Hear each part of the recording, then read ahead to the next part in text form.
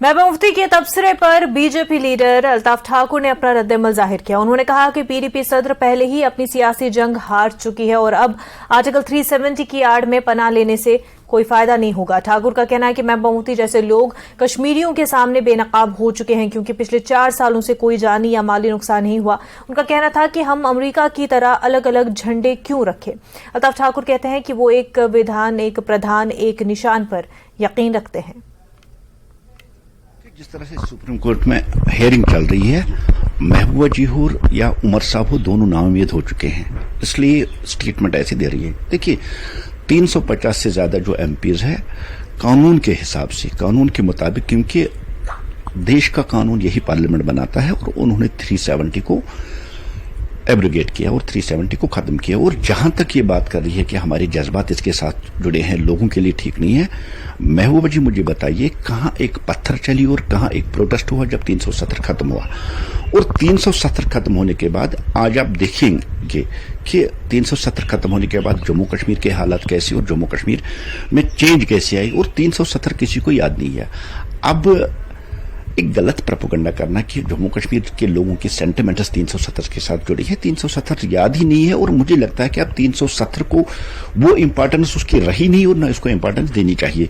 और जहां तक बार बार ये 370 की बात की, देखिए बहुत पहले भी कह चुके और हम बार बार कह चुके और ये आज भी मैं एक बार फिर दोहरा हूं, मुर्दे लोग जिंदा नहीं होते हैं। 370 का राग अलापना, उससे ये मतलब नहीं है कि 370 वापस। हाँ, सुप्रीम कोर्ट में फैसला है, हमें ये उम्मीद है कि सुप्रीम कोर्ट देश की एकता, देश की अखंडता के लिए एक अच्छा फैसला लेगा। और सुप्रीम कोर्ट पे सब जिस तरह से पीडीपी को भरोसा, उस तरह हमें भी।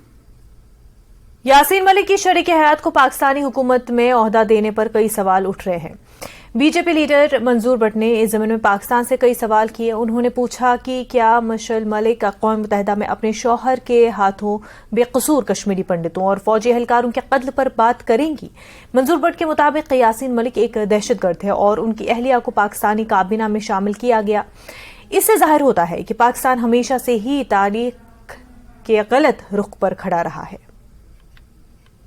तक उनके जो एमओएस स्टेटस की बात है, पाकिस्तान में जो आज यासीन मलिक की वाइफ को जो मिला है, ठीक है, हमें उससे कोई आपत्ति नहीं है।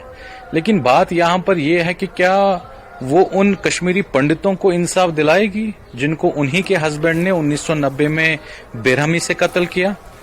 क्या वो उन आर्मी जवानों को, उन आर्मी हमारे जो एयर फोर्सेस के जो ऑफिसर्स थे, क्या वो उनकी वाइफ उनको इंसाफ दिलाएगी जिनके इसी के हस्बैंड ने सरे राह उनको शहीद कर दिया गया? बात ये है। और ये जो फ्रस्ट्रेशन वाला आप देखते हैं, हमेशा पाकिस्तान की कोशिश रहती है कि वो प्रोवोक करते हैं हमेशा, लेकिन आज भारत देश काफी आगे चला है। आज हमारा कंपटीशन पाकिस्तान जैसे मुल्कों के साथ नहीं है। आज भारत उस जगह पे, उस ऊंचाई पे पहुंचा है हमारे नरेंद्र मोदी जी ने, जहां पर हमें कहा जाता था कि हम 50 साल उनसे पीछे हैं। तो मुझे लगता है, मैं ये देखना चाहूंगा कि यूनाइटेड नेशन में जो पोर्टफोलियो उस की जो यासीन मलिक जो यहाँ के तिहाड़ जेल में बंद है, जिनके ऊपर कत्ल के इल्जाम है, क्या वो उनके इंसाफ की बात करेगी? क्या वो यासीन मलिक को चाहेगी कि जो उन्होंने ह्यूमन राइट वायलेशंस का जो उल्लंघन कश्मीर में किया है, क्या वो उस पर बात करेगी? आगे देखना ये होगा कि वो यूनाइटेड नेशंस में यहाँ के पंडितों के, कश्मीरी पंडितों के, कश्मीरी मुसलमानों के, सिखों की ह्यूमन राइट वायलेशन की बात करेगी, तब जाके हम कहेंगे कि कहीं ना कहीं वो इंसाफ दिलाएगी। लेकिन जिसका एक हस्बैंड टेररिस्ट रहा हो, इतनी कत्लों में मुलवस हो, जो तिहाड़ जेल में सजा काटता है, मुझे लगता है मैं डिसअपॉइंट हुआ हूं पाकिस्तान के इस फैसले से कम पाकिस्तान में ये डेमोक्रेसी तो होनी चाहिए कि जिसको हम मंत्री बनाए, जिसको इतने बड़े डेमोक्रेसी के एक हिस्सा बनाए, क्या वो ह्यूमन राइट वायलेशन का इंसाफ करेगी? बात ये देखनी होगी। बाकी हमें इन सब चीजों से कोई फर्क नहीं पड़ता है। मुझे लगता है कि इंशाल्लाह आने वाले वक्त में आप देखेंगे किताबें खुली है और फाइलें भी खुली है। डेमोक्रेटिक प्रोग्रेसिव आजाद पार्टी की सुजादा बशीर ने कहा कि मशल मलिक लंदन में महज एक पेंटर थी, उनके पास सियासत या इंसानी हकूक के अमूर में काम करने का कोई तजुर्बा या सलाहियत नहीं है। मशल के शौहर यासीन मलिक ने कश्मीरियों के इंसानी हकूक को पामाल किया और अब मशाल को पाकिस्तान ने काबीना में खसूसी ओहदा दिया है। इससे पाकिस्तान के सिफारती किरदार जाहिर हो जाता है। پہلی بات تو مجھے نہیں لگ رہا یہ سب کسی چیز کو ڈسکس کرنا چاہیے. بٹ اینی ویز جب آپ بول ہی رہے ہیں تو like Mishal Malik she is a Pakistani. It is the government of Pakistan who is giving them so hype and so that the world should come to know about Mishal Malik. And یہ تو یہاں ہی clear ہو رہا ہے اگر اتنا پاکستان اس کو پروموٹ کر رہا ہے. Otherwise she is an ordinary woman, she is not something special.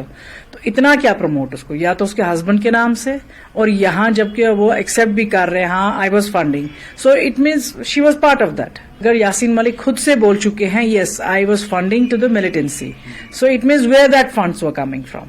تو اگر ان کی وائف کو اتنا ایک بڑا پورٹ فولیو مل رہا ہے اور ہیومن رائٹس کا اتنا بڑا پوسٹ بھی دیا جا رہا ہے, سو it means definitely Pakistan was promoting this person. Pakistan کا ہی تو ہاتھ ہے پھر یہاں. پھر تو لوگ غلط نہیں بول رہے کہ یہاں کے اگر حالات خراب ہو گئے یا یہاں کے لڑکوں کو جو بہکایا گیا یہ پاکستان کا ہاتھ, تو یہ پاکستان ہی کروا رہا ہے. So what else they want to prove it now. مجھے نہیں لگتا ہے کہ اس سے زیادہ اور بھی ہمیں بات کرنی چاہیے کہ اس کو اتنی ہائپ کس لیے. وہاں اتنے لوگ ہیں, ان کو کیوں نہیں. پاکستان میں تو اتنے بڑے بڑے ڈگنیٹیز رہ رہی, ان کو نہیں اتنے بڑے بڑے پورٹ فولیوز ہیں. And why Mishal Malik, and what is she? It's a simple painter جو کہ ایک لندن میں رہتی تھی اور اس کو کوئی نہیں جانتا تھا پاکستان میں. And because of Yasin Malik's wife she is gripping this name, she is trying to be sympathy from the people of Pakistan. But I don't think so like she deserves this. خبروں کا سلسلہ آگے بھی جاری رہے گا لیکن اس سے پہلے ایک چھوٹا سا بریک.